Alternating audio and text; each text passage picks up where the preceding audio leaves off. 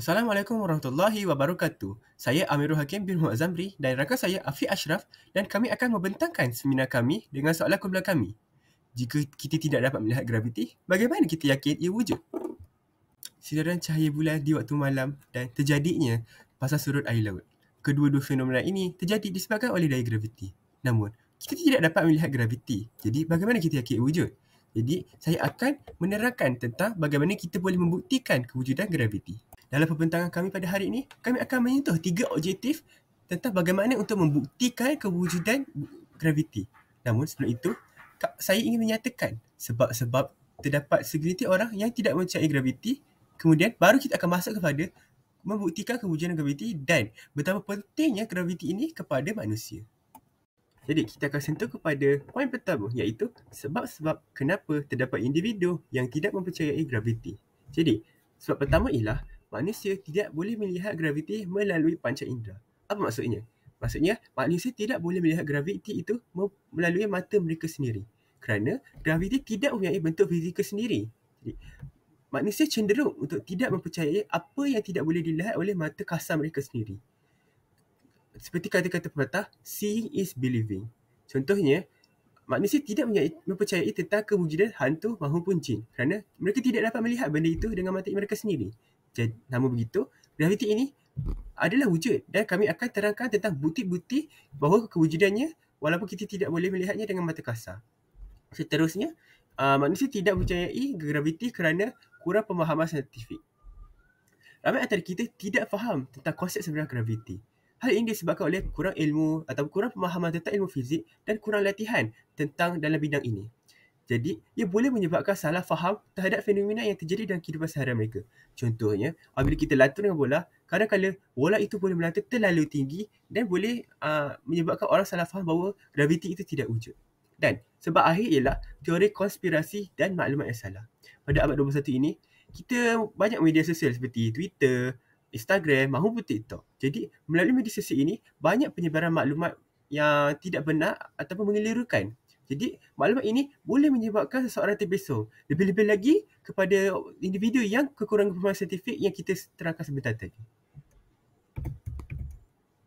Jadi, jika kita tidak dapat melihat graviti, bagaimana kita yakin ia wujud? Jadi, sekarang saya akan menerangkan bukti-bukti tentang kewujudan graviti dan bagaimana kita ingin membuktikan kewujudan graviti ini. Jadi, langkah pertama ialah melalui kaedah pemerhatian. Kita boleh melakukan pemerhatian terhadap objek sekeliling kita. Contohnya, apabila kita menjatuhkan pensel daripada tempat tinggi, pensel itu akan jatuh ke bawah dan terus ke lantai dan tidaknya terapung. Contohnya ialah seperti planet yang mengorbit matahari. Tanpa graviti, planet ini akan menjauhi daripada matahari dan tidak bergerak melalui orbit yang sepatutnya. Hal ini kerana graviti matahari akan menarik planet ke arahnya dan pada masa yang sama, graviti planet itu sendiri akan menarik planet itu dan menyebabkannya bergerak dalam orbit. Seterusnya, cara untuk membuktikan kewujudan graviti ialah melalui data eksperimen. Kewujudan graviti ini boleh dibuktikan melalui eksperimen yang dilakukan oleh saintis dan kita sendiri boleh lakukan eksperimen itu. Contohnya, eksperimen penciptaan graviti. Apa ini eksperimen penciptaan graviti? Eksperimen penciptaan graviti ialah apabila kita menjatuhkan dua barang yang berlainan berat pada masa yang sama pada ruang vacuum. Seperti kita tahu, penciptaan graviti ialah 9.81 meter per saat. Jadi, apabila objek yang jatuh tidak dipengaruhi oleh rintangan angin, mereka akan jatuh melalui dengan penciptaan graviti iaitu 9.81 meter per saat. Jadi apabila contoh kita jatuhkan batu dan bulu pelepah pada masa yang sama, mereka akan jatuh pada masa yang sama dan bukannya batu jatuh dulu walaupun batu itu berat. Hal ini kerana mereka jatuh dengan dipengaruhi oleh penciptaan graviti.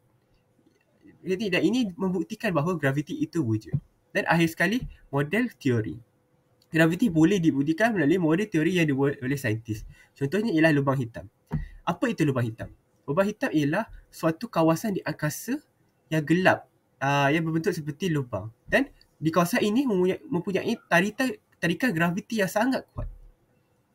Tarikan graviti ini akan menarik semua benda termasuk cahaya. Cahaya sendiri tidak boleh melalui kawasan ini. Jadi, tarikan graviti ini terlalu kuat sehingga boleh ke tahap nothingness, iaitu tidak ada apa boleh wujud di kawasan itu. Apabila tiada apa boleh wujud, termasuk cahaya, kawasan itu akan jadi sangat gelap. Jadi, kawasan lubang hitam ini sangat gelap dan tiada apa-apa disebabkan oleh tarikan graviti yang terlalu kuat. Jadi, apabila di angkasa, lubang hitam ini merupakan objek paling gelap sekali di alam semesta. Dan itu merupakan beberapa cara untuk kita membuktikan kewujudan graviti dalam kehidupan kita.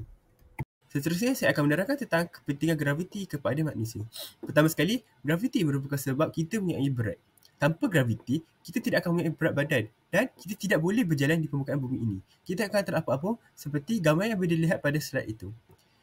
Graviti ini juga menyebabkan pengangkutan seperti kereta, kapal, mahu kapal terbang berfungsi kerana dengan graviti ia akan menyebabkan pengangkutan tersebut mempunyai berat dan tidak terapung-apung. Seterusnya, graviti mengekalkan kedudukan atmosfera berdekatan dengan bumi. Atmosfera ini penting kerana ia membolehkan hidupan seperti manusia dan haiwan menggunakan oksigen di dalamnya untuk proses respirasi. Selain itu, atmosfera ini juga melindungi manusia daripada sinaran terus UV yang boleh menyebabkan kanser. Akhir sekali ialah otak manusia dan haiwan tidak akan berfungsi tanpa graviti. Dengan graviti, otak manusia dan haiwan boleh digunakan. Dan apabila tiada graviti, tiada tekanan akan dikenakan kepada otak tersebut. Dan ini boleh menyebabkan atrofi otak berlaku. Baiklah, seterusnya saya akan kongsikan pandangan peribadi pelajar terhadap kewujudan graviti. Graviti merupakan salah satu fenomena alam yang sangat penting dalam kehidupan manusia kerana graviti membantu ahli saintis untuk melakukan inovasi dan membuat penyelidikan bagi memajukan teknologi yang sedia ada. Terdapat banyak bukti yang telah menunjukkan tentang kewujudan fenomena graviti di dunia ini. Bagaimana sesebuah objek jatuh dari sesebuah ketinggian dan bagaimana manusia bisa terapung di angkasa lepas. Semua ini berkait rapat dengan fenomena graviti. Sebagai seseorang yang beragama Islam, saya mempercayai graviti kerana Al-Quran sendiri telah menyentuh tentang graviti dan telah memberi kiasan mengenai teori zero gravity di ruang angkasa lepas. Allah telah berfirman di dalam surah Al-Hijj ayat 14 dan 15 yang bermaksud, dan sekiranya kami bukakan kepada mereka satu daripada pintu-pintu langit, lantas mereka terus naik ke atasnya, tentulah mereka akan berkata, sesungguhnya hanya pandangan kami telah dimabukkan. Hal ini memberi makna bahawa apabila manusia berada di ruang angkasa, daya tarikan graviti menjadi kosong atau dengan kata lain tiada lagi hukum graviti. Inilah yang dikatakan teori zero gravity, di mana apabila tiada daya tarikan graviti, sistem pengimbangan badan manusia tidak lagi berfungsi. Saya juga mempercayai dan yakin bahawa graviti itu wujud kerana tidak semua benda yang tidak boleh dilihat tidak wujud. Saya percaya bahawa graviti wujud berdasarkan bukti-bukti dan pengukuran yang telah dikumpulkan oleh para saintis dan penyelidik selama berabad-abad lamanya. Graviti mungkin tidak dapat dilihat, tetapi dengan adanya bukti-bukti ini, kita perlu meyakini ia wujud dan memainkan peranan penting dalam kehidupan kita. Misalnya, manusia mampu bernafas kerana wujudnya oksigen, iaitu molekul yang bergerak dalam medium udara yang membantu manusia bernafas tetapi tidak dapat dilihat dengan mata kasar. Dengan kewujudan graviti, manusia dapat berkembang dan memajukan peradaban. Ilmu sains menjadi lebih luas dan banyak permasalahan dapat dirungkai. Justru saya rasa penting untuk kita menghargai dan mempelajari ilmu sains demi kebaikan manusia dan dunia kita.